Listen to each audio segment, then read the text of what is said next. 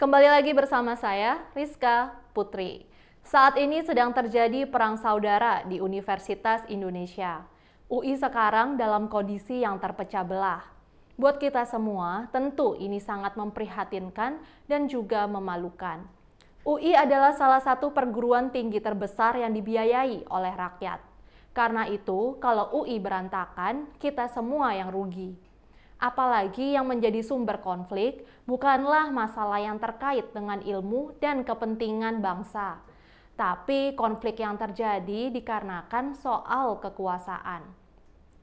Yang menjadi pusat pertempuran adalah lahirnya Peraturan Pemerintah Nomor 75 Tahun 2021 tentang Statuta UI baru yang menggantikan Statuta lama buatan 2013.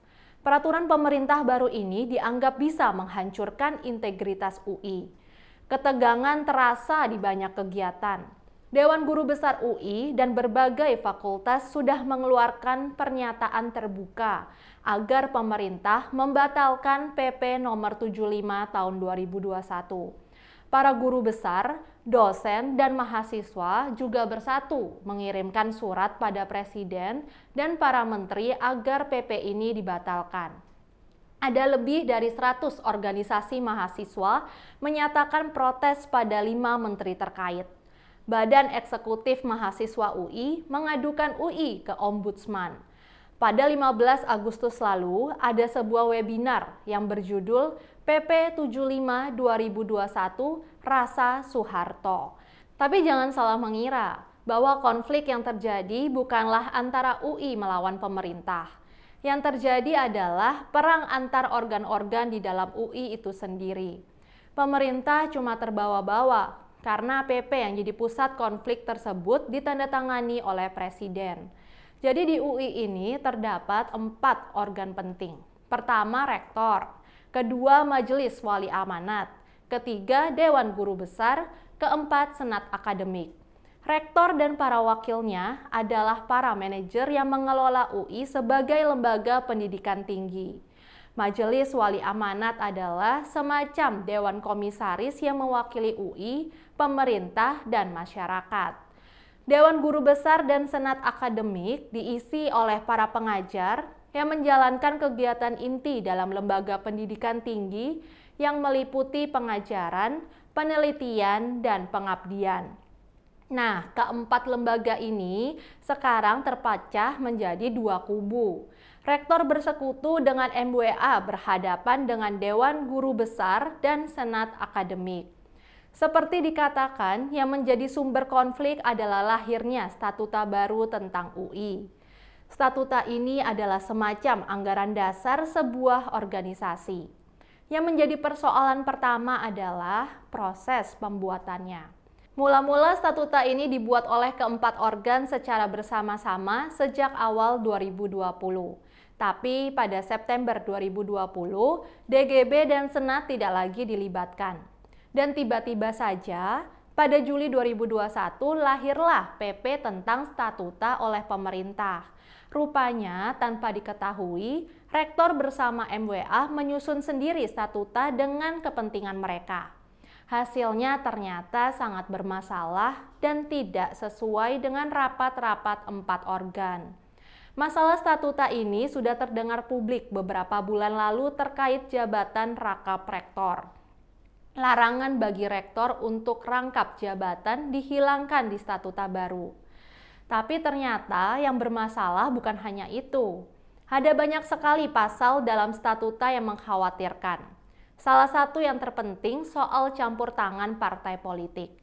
Di statuta yang lama ada larangan bagi anggota parpol untuk menjadi anggota MWA. Di statuta yang baru ini, larangan itu dihilangkan. Artinya ke depan, orang-orang partai politik bisa menguasai UI. Yang juga mengganggu adalah menjadi dominannya posisi rektor. Melalui statuta baru, rektor bisa mengangkat dan memberhentikan guru besar. Artinya ke depan, kalau rektor tidak suka dengan profesor, dia bisa memecatnya. Kewenangan seperti itu tidak dimiliki di statuta yang lama. Begitu juga di statuta lama, rektor harus menyampaikan pertanggungjawaban tahunan dan menerima masukan dalam hal masalah akademik dari DGB. Dalam statuta yang baru, kewajiban itu dihilangkan. Bahkan yang sangat mengherankan, dalam statuta baru ini kewajiban bagi UI untuk memberikan beasiswa dan bantuan biaya pendidikan bagi mahasiswa kurang mampu dihilangkan. Jadi keberpihakan UI pada hak kaum yang kurang beruntung sudah tidak ada lagi. Ada begitu banyak hal yang membuat warga UI marah. Masalahnya, MWA dan rektor berkeras untuk mempertahankan statuta ini dengan menyatakan bahwa mereka tidak wajib mendengarkan masukan dari DGB, Senat, ataupun mahasiswa. Depdikbud sendiri menyatakan bahwa masalah statuta ini harus diselesaikan secara internal UI sendiri. Maka UI pun terbelah. Di satu sisi ada rektor dan MWA berserta kelompok-kelompok pendukungnya, sementara di sisi lain ada kubu dosen, tenaga pendidik, dan mahasiswa. Bagi kita yang berada di luar UI, ini semua tentu memprihatinkan dan memalukan. Perguruan tinggi sebesar UI seharusnya menjadi teladan, menjadi lembaga yang memimpin kemajuan bangsa. Kok bisa-bisanya ada perang saudara semacam ini? Kok seperti anak kecil ya? Jalan keluarnya kan sudah jelas. Kalau proses pembuatannya tidak melibatkan semua organ, ya sekarang dibuat ulang aja dong dengan melibatkan keempat organ untuk duduk bersama. Dan apa sih yang jadi sumber konflik?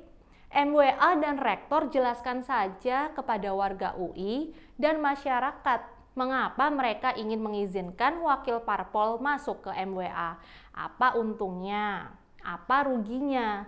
Jelaskan saja mengapa kekuasaan rektor menjadi sangat kuat. Nah, dijelasin lagi nih, apa untungnya, apa ruginya, dan duduk bersama untuk mencapai kata sepakat. Kita semua membutuhkan UI yang bisa menjadi universitas yang membanggakan Indonesia sebagai pusat pendidikan dan pengembangan ilmu pengetahuan, bukan universitas yang di dalamnya terjadi konflik tidak bermutu. Jadi, udah ya UI, jangan berantem. Malu. Saya, Rizka Putri, undur diri.